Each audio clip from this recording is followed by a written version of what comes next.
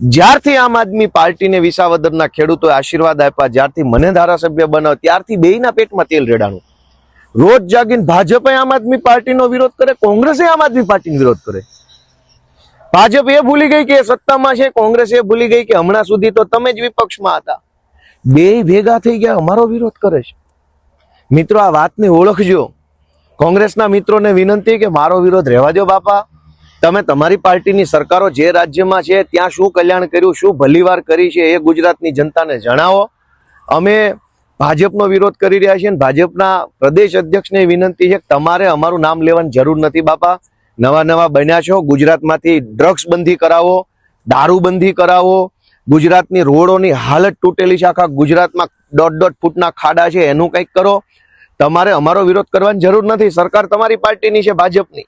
કંઈક કામમાં લાગો, તમારાથી થઈ શકે એમ છે. હજુ તમે સરકારમાં છો ત્યાં સુધી. એટલે ગુજરાતના સૌ વડીલોને, યુવાનોને વિનંતી છે કે આ બંને જો ભેગા થઈ ગયા છે એની ઉપર નજર રાખજો. જય જય ગરવી ગુજરાત.